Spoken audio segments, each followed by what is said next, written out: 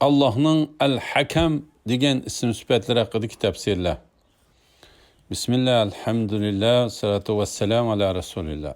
Assalamu alaikum ve rahmetullahi ve berekatuh.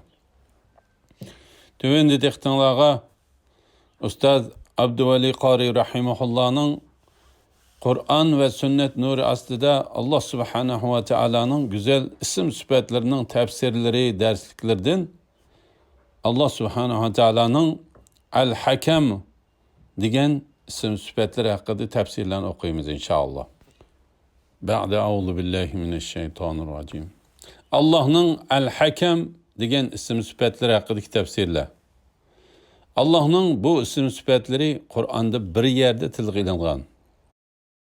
Yani Sure En'am 114. ayetida أعوذ بالله من الشيطان الرجيم أفغير الله أبتغي حكما وهو الذي أنزل إليكم الكتاب مفصلا والذين آتيناهم الكتاب يعلمون أنه منزل من ربك بالحق فلا تكونن من الممترين. Tercümesi: Ey Muhammed sallallahu aleyhi ve sellem, ularga aytqin ki Allah sizlarga ro'shan kitob nozil qilgan tursa, oramizdagi ixtilofni hal qilish uchun Allohdan g'ayri hukm qilg'uchini talab qilamdim. Biz kitob ato qilganlar, ya'ni Yahudiylar va Nasaralarning o'limalari uning, ya'ni Qur'onning Rabbing tarafidan nozil qilingan haq kitob ekanligini biladi. Sen hergizmi shak qo'lg'uchilardan bo'lmagan. Al-Hakem ma'nisi mutlaq hakim, ya'ni hukm qilganda hukmi hech qaytarilmaydigan zot deganlikdir. Hukmiga taslim bo'lingan hokimdir. Allah subhanahu ve Taala'nın alemdeki qilgan hukmini hech kim qaytarolmaydi.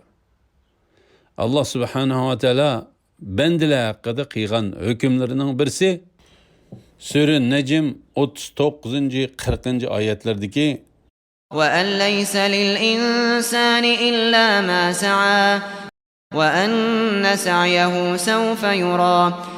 tercümesi: İnsan faqat o'zining ishlagan ishining natijasini ko'radi.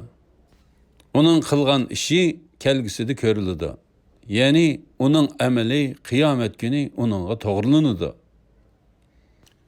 Mana bu bandalar haqidagi hukmidirki, bu hech o'zgarmas hukmdir.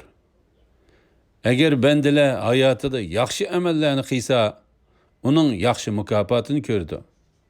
Eğer yaman emellerini qilsa, onun cezasını ko'rdi. Allah subhanahu ve Taala bendiler haqidagi o'zgarmas hükümlerinin yana birisi Sure Infitar 13-14 oyatlardagi İnnel ebrara lefî na'îm ve innel fuccara lefî cehîm. tercümesi: Kafirlar şek şübhisiz devzakta boludu. Müminler şek şübhisiz cennette boludu. Ben de Allah subhanahu ve Taala'nın El-Hakem sıfatını bilgendin keyin Allah subhanahu ve Taala onun hakkında ixtiyorlik berganlik hükmünü bilip, berilgen bu imkoniyatlardan yaxshi foydalanib, dünyada yaxshi kishilarning qatoridan o'rin olib, qiyomatda ham yaxshi kishilar bilan birga bo'lishga harakat qilish kerak. Yaman amallarning Allohning hukmidagi oqibatini bilib, yaman odamlarning qatoridan o'rin olib qilishining oldini olib, qiyomatda yaman odamlar bilan birga qolib qilishdan ehtiyot qilish kerak. Qur'on va hadislarda Allah subhanahu ve Taala'nın bu isim sifatlariga aloqador tuvendiki mazmunlar tilga ilingan. Sure Yusuf 40. oyatida ما تعبدون من دونه إلا أسماء سميتموها أنتم وآباؤكم ما أنزل الله بها من سلطان إن الحكم إلا لله أمر ألا تعبدوا إلا إياه ذلك الدين القيم ولكن أكثر الناس لا يعلمون. Tercümesi, sizlerning Allah'ını koyup ibadet kılıvatqınınla fakat sizler özengla ve atı boğanla atıvagan butlarının ve gayrının namlarından ibaret. Allah'ın şirki boluşu doğrusida hiç kandak delil düşürgini yok. İbadet ve din barısida barcha hükümle fakat Allah kılı mensup. O sizlerni fakat özügüle ibadet kılışkı buyurgan. Bu doğru dindir. Lekin kişilerinin tolisi bunu bilmeydi.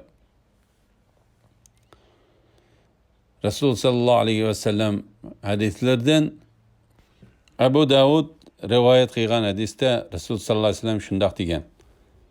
Allah mutlak hakimdir. Hakimiyet Allah xastır.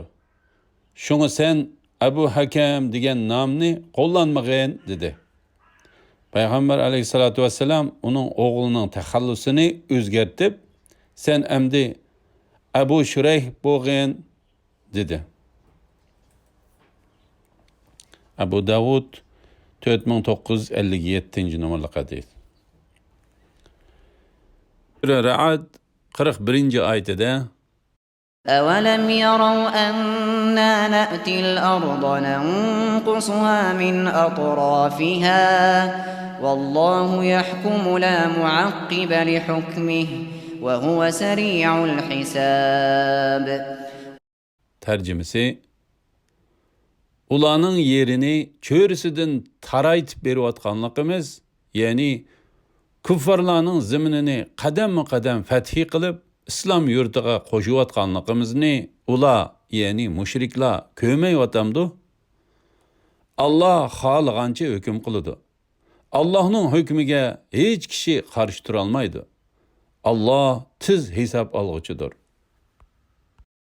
Sura An'am 114-oyatida أفغير الله أبتغي حكما وهو الذي أنزل إليكم الكتاب مفصلا والذين آتيناهم الكتاب يعلمون أنه منزل من ربك بالحق فلا تكونن من الممترين. Tercümesi, ey Muhammed sallallahu aleyhi ve sellem, ularga aytqin ki Allah sizlarga ro'shan kitob nozil qilgan tursa, aramizdagi ixtilofni hal qilish uchun Allohdan g'ayri hukm qilg'uchini talab qilamdim. Biz kitob ato qilganlar, ya'ni Yahudiylar va Nasaralarning ulamolari uning, ya'ni Qur'onning Rabbing tarafidan nozil qilingan haq kitob ekanligini biladi. Sen hergizmi shak qilg'uchilardan bo'lmagan. Sura Nur 51-oyatida إنما كان قول المؤمنين إذا دعوا إلى الله ورسوله ليحكم بينهم أن يقولوا سمعنا وأطعنا وأولئك هم المفلحون. Tercümesi, Peygamber müminlerinin arasında hüküm çıkarış için ular Allah'a ve onun peygamberiga çağırılgan çağda ular anladık ve itaat kıldık deyişleri gerek. Mana şundaq kişiler maqsadga erishkichilardir. Sura Hud 45-oyatida ونادى نوح ربه فقال رب إن ابني من أهلي وإن وعدك الحق وأنت أحكم الحاكمين. Tercümesi, Nuh Rabbiga duo qilib, Rabbim, o'g'lim mening oilamdagilardan edi. Sen bana ularning nijot tepishini va'da qilgan eding. Sening va'dang albatta haqdir. Sen haqiqatan eng to'g'ri hukm qilguvchisan, dedi. Alhamdulillah.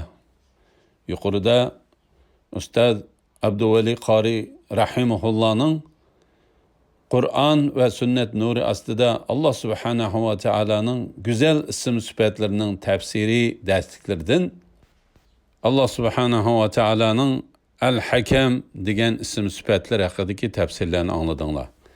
Oxirini keyin qitimliq o'qishimizda davomlashtiramiz inshaalloh. Va sallallohu ala Muhammad va ala alihi va sahbihi ajma'in. Assalomu alaykum va rahmatullohi va barakatuh.